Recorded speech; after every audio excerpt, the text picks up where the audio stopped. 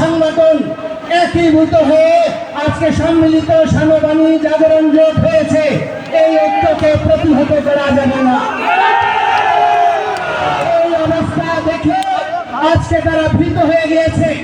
প্রতিটি জায়গায় জায়গায় সাবটেজ তৈরি করা হচ্ছে, ঘটনা প্রবাহের জন্য দেওয়া হচ্ছে। আজকে আপনার সৈয়দপুর, জলঢাকা, দিনাজপুর থেকে শুরু করে বিভিন্ন জায়গা থেকে আগত শত শত বাসকে পথে আটকে রাখা হয়েছে, হামলা করা হয়েছে।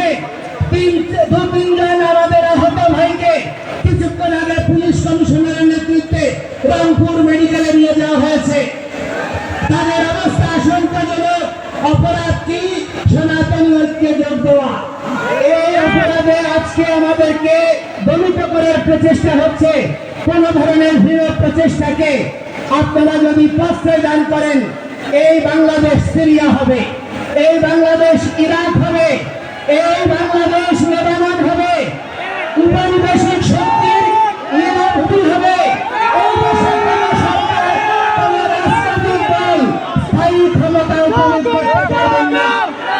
বিদেশি শক্তি বাংলাদেশের জায়গায় ক্ষমা দেওয়ার জন্য প্রচেষ্টা করছে। আমরা বাঙালি, আমরা বাংলাদেশি, আমরা জীবিত থাকতে আমাদের জন্মই জন্মভূমিষ্ঠ স্বর্গাবপি গরীয়সী। আমাদের মা এবং জন্মভূমি একই সমান। আমাদের মা যেমন আমাদের পুত্র, এই জন্মভূমি পুত্র আমাদের এক ইঞ্চি ভূমিকে নিয়ে কাউকে আমরা ছিনিমিনি চলতে দেবে না।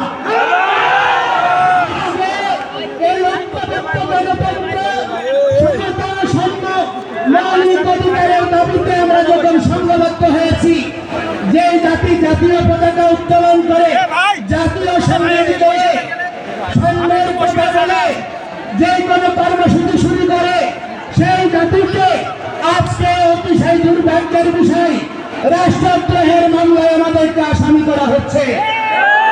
অথচ যারা এই জাতীয় পতাকায় চারতারা লাগিয়েছে, জাতীয় পতাকা ছুঁড়ে ফেলেছে, জাতীয় পতাকা পদদলিত করেছে, জাতীয় পতাকা আর জাতীয় সঙ্গীত পরিবর্তন করতে চেয়েছে, এই সরকার প্রশাসন তাদের বিরুদ্ধে একটি পদক্ষেপ গ্রহণ করেনি। এই অবস্থা প্রমাণ করে পক্ষপাত দুষ্ট সরকার।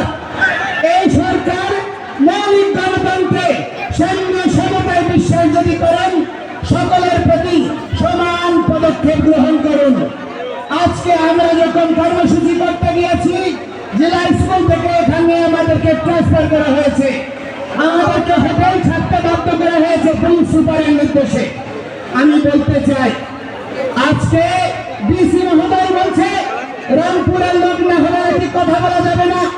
আরে ভাই, তুমি আমার টাকায়, আমার ট্যাক্সে তুমি চাকরি করছো।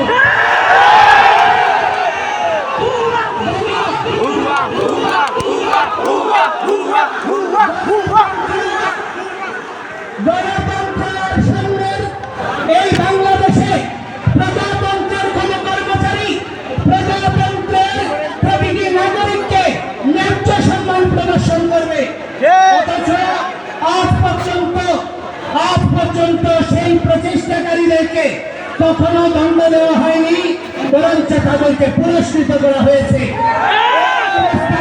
আমরা মেনে নিতে পারি না।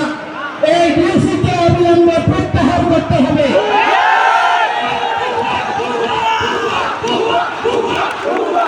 আমি বলতে চাই, আমি এই বৃহত্তর রংপুরের সেনাবাহিনীকে আমি কৃতজ্ঞতা জানাই, ধন্যবাদ জানাই।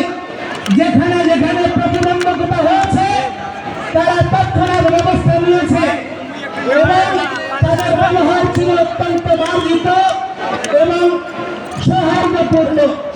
অথচ আমরা সেনাবাহিনীর কাছে দাবি করব, সেনাবাহিনী বা প্রশাসনের যে একটি ক্ষুদ্র অংশ চট্টগ্রামে হাজারীবাগের ঘটনায় অনেক নিরীহ হিন্দুদেরকে নির্যাতন নিপীড়ন করেছে, বিচার বিভাগীয় তদন্তের দ্বারা তাদের শাস্তি নিশ্চিত করে, যারা প্রকৃত অপরাধী তাদেরকে চিহ্নিত করে সেই সমস্ত ব্যবস্থার স্থায়ী নিরসন করার আজকে এইখানে রংপুরে সমাবেশ হচ্ছে, এখানেও সাবোটেজ তৈরি করে হিন্দুদেরকে আক্রান্ত করার প্রচেষ্টা হতে পারে।